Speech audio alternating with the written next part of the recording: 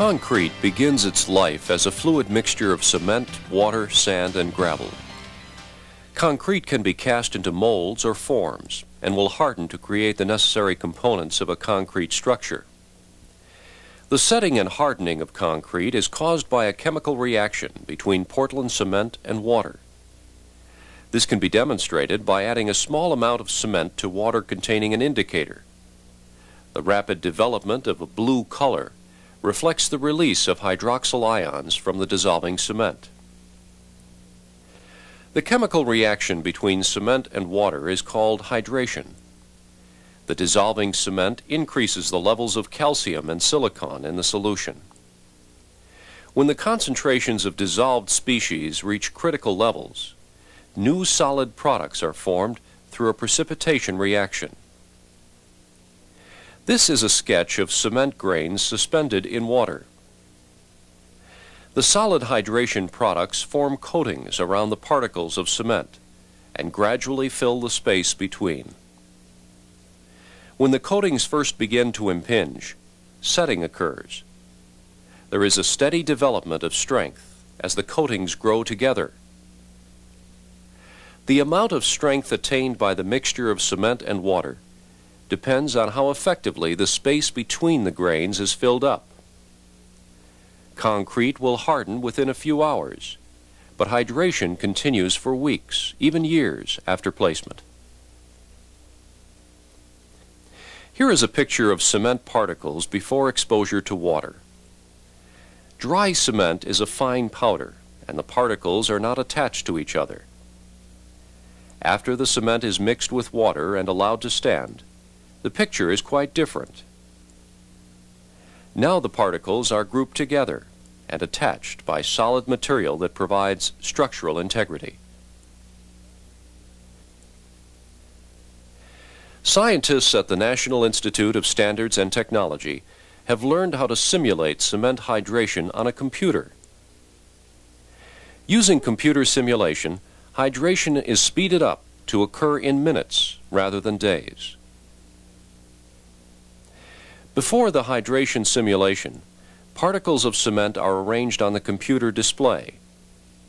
The computer determines regions of the particles that can dissolve into water.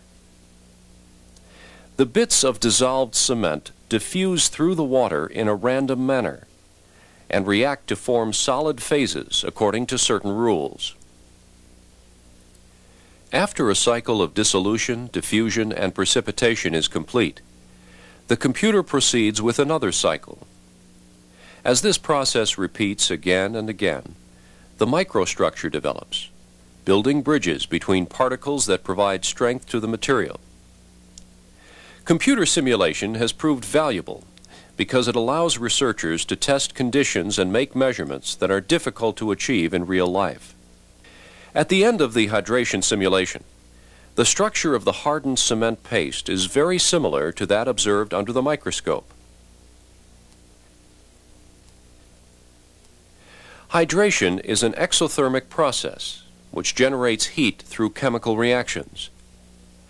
The process of hydration can be easily followed by monitoring the production of heat that accompanies the reactions. This is done by sieving mortar from a batch of concrete and weighing it into a bottle which is placed into an insulated container. A thermistor is then embedded into the fresh mortar. The output of the thermistor can be recorded by a computer. The results of this experiment can be plotted as a curve of temperature versus time. The area under the major peak can be related to early strength development. The initial dissolution of cement produces a short release of heat, shown by the first peak in the calorimetry curve. After the initial dissolution, hydration products are quickly precipitated on the surface of each cement particle. The layer acts as a protective barrier and temporarily delays the further dissolution of the particle. This slows down the reaction for a period of several hours and is called the dormant period. The existence of the dormant period allows concrete to be transported to the construction site and placed and finished in the forms. The end of the dormant period represents the beginning of setting, at which time the cement again starts to react more rapidly with water as new hydration products are formed.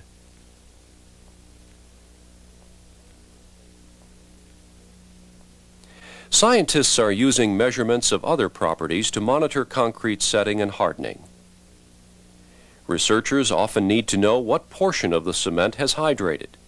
The degree of hydration can be estimated by heating a sample of cement paste and measuring weight loss as a function of temperature using thermogravimetric analysis equipment. The free water in a sample is driven out by heating to 105 degrees Celsius.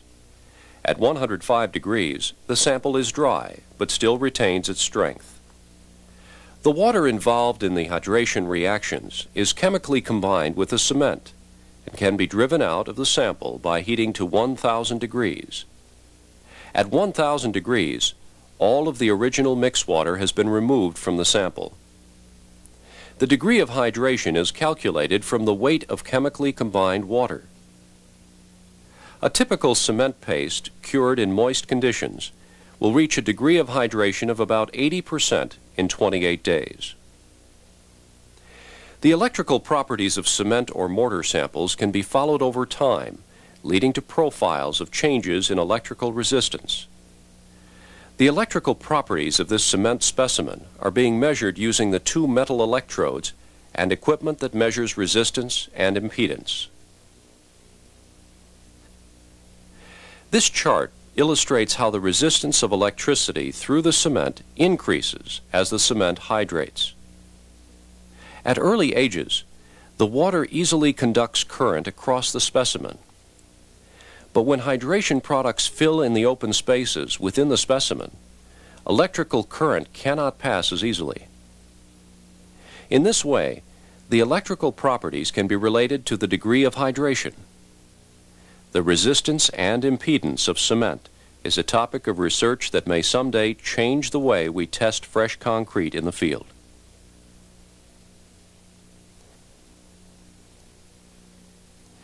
The fluid properties of concrete are very important in the field because quality construction demands adequate consolidation. The standard slump test provides a coarse measure of concrete workability. This test is widely utilized because it is easy to conduct in the field. Fluid properties are also the subject of research in the lab because the flow of cement changes as hydration proceeds. Properties such as viscosity and the initial resistance to flow are used to characterize liquid materials. Water is a liquid with low viscosity and a low initial resistance to flow. But concrete, mortar, and fresh cement paste have much higher viscosity than water. Vibration is often used to overcome this resistance in concrete. In the lab, fluid properties of cement paste can be measured with this Brookfield rheometer. Researchers use larger equipment, such as this Tattersall rheometer, to measure the properties of mortar and concrete. The rheological equipment can be used to measure the initial resistance to flow, which is referred to as yield stress. At the time of setting, the yield stress starts to increase abruptly, and the ability to flow is lost. Researchers are interested in flow characteristics to understand how the process of hydration stiffens the fresh concrete and leads to set in the concrete. The rate of hydration can be controlled several ways. Factors such as temperature, cement type, and admixtures influence the rate. One of the most important variables is the ambient temperature. High temperatures speed up hydration so that setting is faster, as well as subsequent strength development. The opposite occurs when the temperature is lowered. A good rule of thumb is that for every 10 degrees Celsius change in temperature, the rate of hydration is changed by a factor of 2. For example, an increase in temperature from 20 degrees Celsius to 30 degrees Celsius doubles the rate of hydration. It is important to remember that when the weather gets cooler, concrete is slow to harden and must be kept in forms for a longer period of time. Hydration of concrete can also be controlled by using different types of cement to counteract the effects of high or low temperatures in the field. For example, the use of type 3 cements counteract cold temperatures because they hydrate faster. There are also special chemicals that regulate hydration. Accelerators can be added to concrete to make hydration proceed faster. Set retarders slow hydration. These materials are widely available. In summary, hydration is a chemical reaction between the cement and water that bind the cement particles and the aggregate in concrete into a strong, enduring mass. One of the important advantages of concrete over other construction materials is that it is mixed and formed on site, and it can take on very large and flexible shapes. The ability of concrete to quickly gain strength makes it a valuable material for roads, buildings, bridges, and other important structures.